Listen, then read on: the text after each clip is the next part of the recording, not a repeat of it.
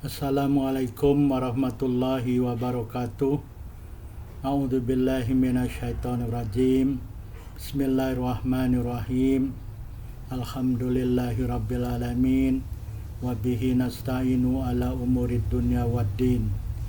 Asyhadu an la ilaha illallah wahdahu la syarikalah wa asyhadu anna Muhammadan abduhu wa rasuluh la nabiyya ba'dah.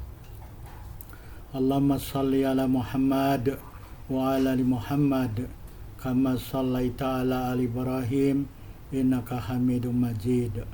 Allahumma barik ala Muhammad wa ala ali Muhammad kama barakta ala ali Ibrahim innaka Hamidum Majid.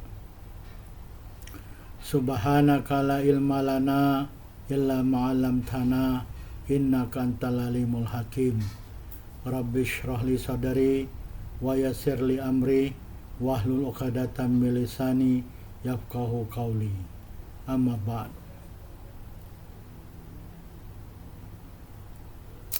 Dalam kesempatan ini saya mengajak dan mengingatkan diri saya sendiri, tuan-puan, bapak, ibu, saudara dan saudari, untuk kita saling mengingatkan atau saling berpesan dengan kebenaran yang bersumber dari Al-Quran dan As-Sunnah. Tuan-puan, bapak, ibu, saudara dan saudari sekalian yang dirahmati Allah Subhanahu wa Ta'ala, kita sambung perbincangan kita mengenai sahabat sejati dalam kubur. Dalam kesempatan kali ini kita akan membincangkan 3 sahabat yang mengiringi kematian. Dalam satu hadis yang diriwayatkan dari Anas bin Malik radhiyallahu anhu, Rasulullah SAW telah bersabda, "Yatba'ul mayyita thalath, fayarji'u ithnan, wa yabqa wahid, yatba'uhu ahlu wa maluh wa amaluh, wa yarji'u ahlu wa maluh, wa yabqa amaluh." Hadis riwayat Al-Bukhari nomor 6514, Muslim 2960. Maksudnya ada 3 perkara yang akan mengikuti orang yang mati. Lalu yang 2 perkara akan meninggalkannya dan yang 1 perkara akan tetap bersamanya. Akan mengikutinya keluarganya, hartanya dan amalannya, lalu akan meninggalkannya keluarga dan hartanya, dan akan tetap bersamanya amalannya. Dalam hadis yang lain diriwayatkan dari Anas juga, Anas bin Malik radhiyallahu anhu, Rasulullah SAW bersabda, "Ma min abadin illa lahu thalathatu akhilla, fa amma khalil fa yaqul ana ma'ak, fa idza ataita babal malik raja'tu wa taraktuk, fadzalika ahluhu wa hasabuh, wa amma khalil fa yaqul ana ma'aka haitsu dakhalta wa haitsu kharajta, fadzalika maluh, fa yaqul in kunta lahwana thalatha alayya." Hadis riwayat Al-Hakim dalam Al-Mustadrak jilid 1 nomor 371, atau Al-Isi dalam Al-Musnad nomor 2013, Al-Bazzar dalam Kashful Ashtar nomor 3229. Al-Hakim mensahihkannya dan Az-Zahabi menyepakatinya. At-Tabarani dalam Al-Kabir dan Al-Awsat dan Al-Bazzar dengan sanad sahih.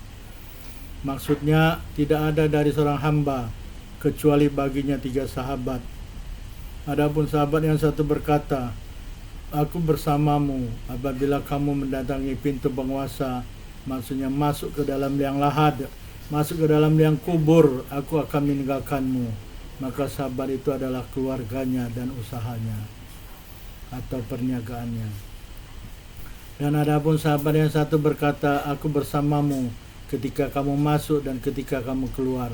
Maka sahabat yang demikian itu adalah amalannya, yang dia akan berkata, "Dulu keadaanmu telah merendahkan aku amalan di antara ketiga sahabat, keluarga, usaha, dan amalan." Telah diuraikan satu hadis seperti ini dari hadis An-Nu'man bin Bashir. Telah berkata, Rasulullah SAW telah bersabda, "Mathalu rajul wa mathalu maut kamathali rajul lahu thalathu khilan. Faqala ahaduhum hadha mali, fakhudh minha ma syi'ta. Wa qala al-akhar ana maka hayatak, fa idza mutta taraktuka. Wa qala al-akhar ana mak adkhulu wa akhruju mak imutta wa in hayaita." Wa ammal ladzi qala khudh minhu ma syi'ta fa innahu maluhu wa ammal akhar asyiratuh wa ammal akhar fa huwa amalu. Hadis riwayat Al-Hakim dalam Mustadrak jilid 1 nomor 372, At-Tabarani dalam Al-Kabir nomor 7075, Al-Bazzar dalam Kashful Astar nomor 3226. Maksudnya perumpamaan seseorang dengan kematian seperti perumpamaan seorang yang mempunyai 3 sahabat. Berkata salah satu dari sahabat itu, yaitu hartaku, ini hartaku, maka ambillah darinya apa yang kamu kehendaki. Berkata sahabat yang kedua, aku bersamamu selama hidupmu, maka apabila kamu mati, aku akan meninggalkanmu. Berkata sahabat yang tiga, aku bersamamu, aku akan masuk dan keluar bersamamu jika kamu mati dan jika kamu hidup. Maka adapun yang berkata, ambillah darinya apa yang kamu kehendaki, maka sesungguhnya ia adalah harta bendanya. Dan adapun yang kedua ialah keluarganya, dan yang lain yang terakhir adalah amalannya. Pentafsiran hadis yang telah disebutkan di atas, yang telah disebutkan tadi, adalah bahwa sesungguhnya bagi seorang anak Adam, anak keturunan Adam di dunia ini, baginya ada keluarga yang dia hidup bersamanya, dan baginya ada harta benda yang dia hidup dengannya. Kedua-dua perkara ini akan bersamanya untuk sementara waktu, dan kedua-duanya akan meninggalkannya, dan dia juga akan berpisah dengan kedua-duanya.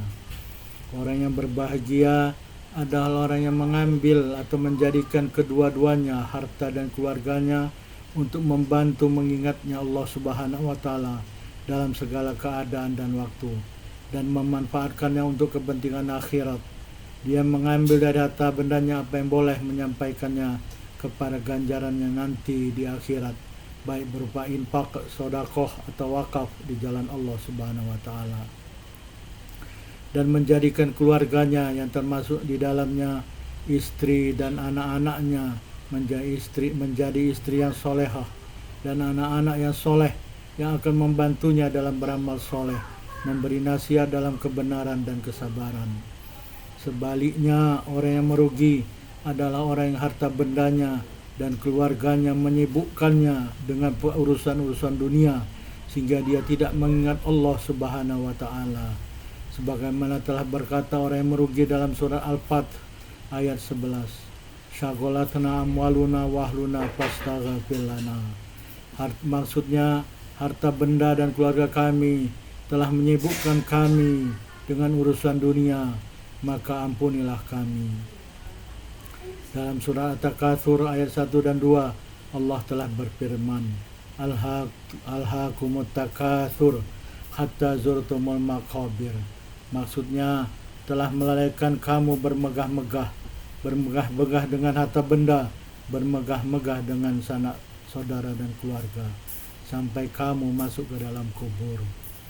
Dalam surat Al-Munafiqun ayat 9, Allah telah berfirman, La tulhikum amwalukum wala auladukum an dzikrillah wa may yaf'al dzalika fa ulaika humul khasirun.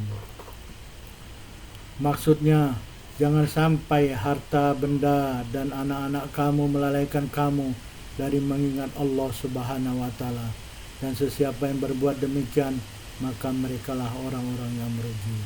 Dalam ayat yang lain di surat Saba ayat 37, Allah berfirman, Wa ma amwalukum wala auladukum billati tuqaribukum indana zulfa illa man amana wa amila sholihah.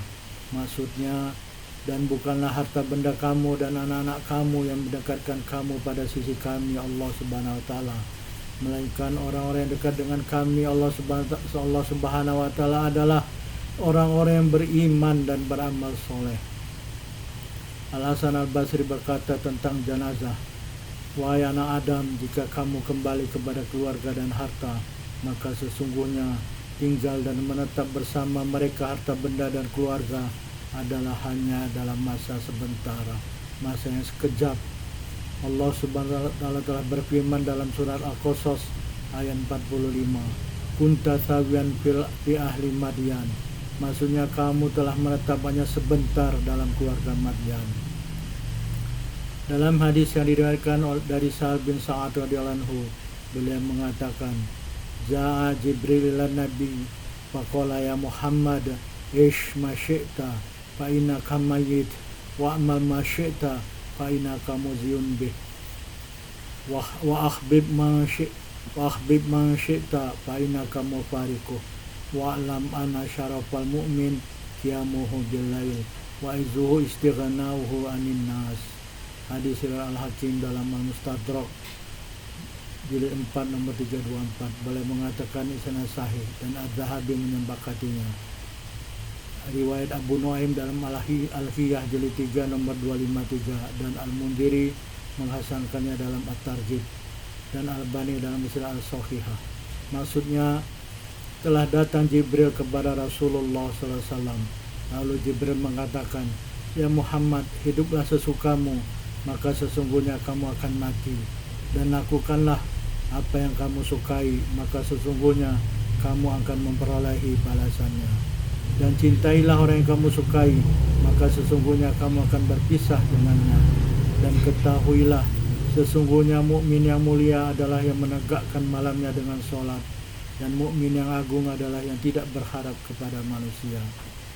Apabila mati anak Adam, anak keturunan Adam, dan berpindah dari alam dunia masuk ke dalam alam barzakh, yaitu alam kubur, maka tidak akan memberi manfaat keluarganya harta bendanya sedikit pun, kecuali doa keluarganya untuknya, doa anak-anaknya, dan permohonan ampun istighfar mereka untuknya, serta apa-apa yang telah dilakukannya di dunia dengan hartanya, apakah infak, sedekah atau wakaf di jalan Allah Subhanahu wa ta'ala. Allah telah berfirman dalam surah Asy-Syura ayat 88 dan 89, yauma la yanfa'u malu wala banun illa man atallaha biqalbin salim.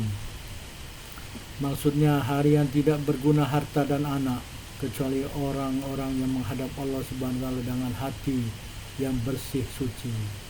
Di ayat yang lain dalam surat Al-An'am ayat 94, Allah telah berfirman, walaqad ji'tumuna furada kama khalaqnakum awwala marrah wa taratum ma khawalnakum wara'a zuhurikum.